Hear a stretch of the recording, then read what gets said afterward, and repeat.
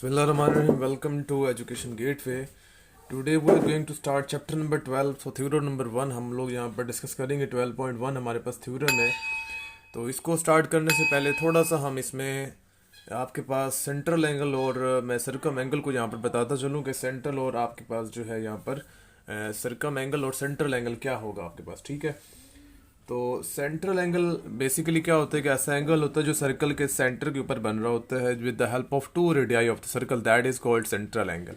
और circum angle ऐसा angle होगा जो सर्कल के सर्कमफेरेंस पर बनेगा with the help of two chords of the circle. तो यहाँ पर सॉरी फॉर मेरे पास स्केल नहीं है बट थोड़ा सा मैं इसके साथ आपको एक्सप्लेन कर रहा हूँ यहाँ पर. तो यहाँ पर जो आपके पास जो एंगल है वो क्या कहता है, देखिए थ्योरम की स्टेटमेंट को सबसे पहले हम लोग समझते हैं. The measure of central angle of minor arc of a circle is double that of the angle subtended by corresponding major arc.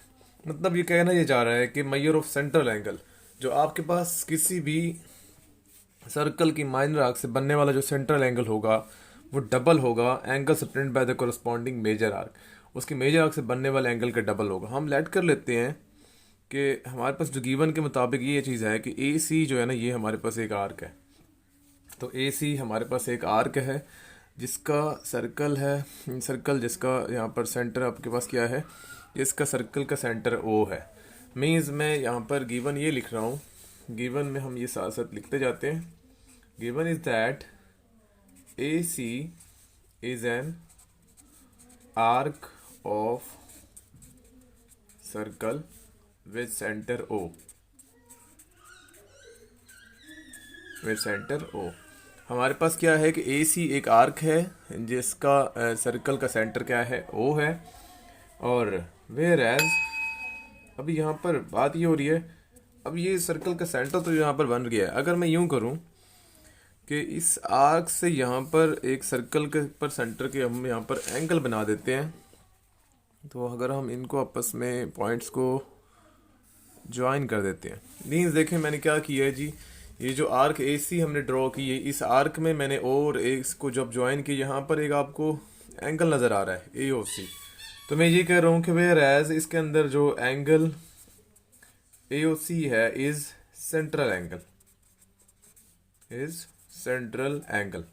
इसी तरह से अगर यहाँ पर इस सर्कल के सेंटर के ऊपर यहाँ पर एक पॉइंट एक और है तो इस पॉइंट का नाम हम बी लिख देते हैं.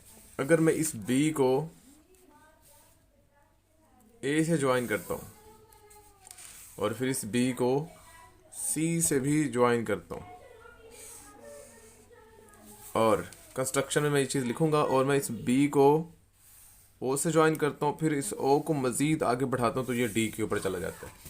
तो इस तरह से हमारे पास कुछ फिगर आपको नज़र आ रही है. ये फिगर जो आपके पास बन रही है तो हो क्या रहा है बेसिकली यहाँ पर फिगर आपके पास किस तरह से ड्रॉ हुई है कि आपके पास AOC आपका क्या था, सेंट्रल एंगल बन गया है.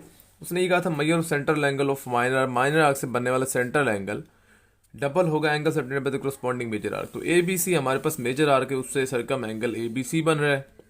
AC माइनर आर्क जिससे सेंट्रल एंगल AOC बन रहा है. तो इस तरह से हमें यहाँ पर देखा हमने कि ए सी हमारे पास एक आर्क थी जिसका सर्कल का सेंटर ओ था, तो इसमें ए ओ सी हमारा सेंट्रल एंगल है. और हमारे पास यहाँ पर जो angle where and measurement angle A B C is circum angle. A B C हमारे पास क्या होगा, सर्कम एंगल होगा. हमें यहाँ पर प्रूव ये करना है measure of central angle of minor arc is a double of angle subtended by corresponding major arc. Means जो measure of central angle measurement angle A O C है is the double of measurement angle A B C. This one we have to prove कि measure of central angle A O C is the double of angle A B C जो कि यहाँ पर circum angle है. उसके बाद मैं यहाँ पर कंस्ट्रक्शन राइट कर रहा हूँ. कंस्ट्रक्शन हमारी क्या है यहाँ पर, कंस्ट्रक्शन इज दैट हमने ज्वाइन किया था, join B to O and इसको मज़ीद जब हमने बढ़ाया है, प्रोड्यूस किए हैं, produced it meet the circle at point, circle at D. D point पर जाकर मिल गई है. उसके साथ ही हमने राइट कर दी हैं राइट एंगल्स। कहाँ एंगल, अभी ये एंगल 1 हम यहाँ राइट कर रहे हैं, और this is angle number 2, angle number 3, 4 and 5, 6। So where as angle 1 right angle 1, 2, 3, angle 4, angle 5 and angle 6, जो कि आपको इस सर्कल के फिगर के अंदर शो हो रहा है। नेक्स्ट वन, हमें यहाँ पर इसकी स्टेटमेंट और रीजंस राइट करनी है, वो इस फिगर के अकॉर्डिंगली हमें लिखना पड़ेगा। तो स्टेटमेंट रीजंस में हम लोग देख रहे हैं, सबसे पहली स्टेटमेंट यहाँ पर लिखने जा रहा हूँ, दैट्स आई राइट इट। देखें, पहली बात ये फिगर को थोड़ा सा अंडरस्टैंड कर रहे हैं कि यहाँ पर आप देख रहे हैं दो ट्राइंगल बन रही हैं, एक ट्राइंगल ओ ए बी है और second triangle is O B C, दो ट्राइंगल्स बन रही हैं। तो हम ट्राइंगल ओ ए बी की बात कर रहे हैं, हमने कहा कि as measurement angle 1 is equal to measurement angle 3। हमने कहा कि ये जो मेजरमेंट एंगल 1 है ये किसके बराबर है, 3 के बराबर है। क्यों हो रहा है, क्योंकि angle opposite to the equal side in the triangle O A B. Triangle O A B के अंदर एंगल 1 और 3 आपस में जो अपोजिट एंगल है वो क्या है, इक्वल है। अपोजिट साइड्स के एंगल आपस में इक्वल है। ये वाली साइड इसकी अपोजिट साइड हो रही है, तो ये दोनों ट्राइंगल्स के जो एंगल्स होंगे इस ट्राइंगल ओ ए बी के, वो आपस में equal. Angle 1 is equal to angle 3। Same like angle opposite to the equal side triangle O B C. O B C के अपोजिट एंगल एंगल 2 और 4 है, तो as measurement angle 2 is equal to measurement angle 4। This is equation number 2। Next one हम लोग यहाँ पर right कर रहे हैं कि मैंने कहा जी मेजरमेंट एंगल 5 जो है that's equal to measurement angle 1 plus measurement angle 3। इसका मतलब क्या हो रहा है कि इसकी रीज़न मैं यहाँ पर लिख रहा हूँ कि external angle is sum of internal opposite angle. क्या बात की हमने कि एंगल 5 जो है एक्सटर्नल एंगल इस ट्राइंगल ओ ए बी का इक्वल है इंटरनल एंगल्स के अपोजिट एंगल्स के सम के बराबर। Angle 1 plus angle 3 is equal to measurement angle 5।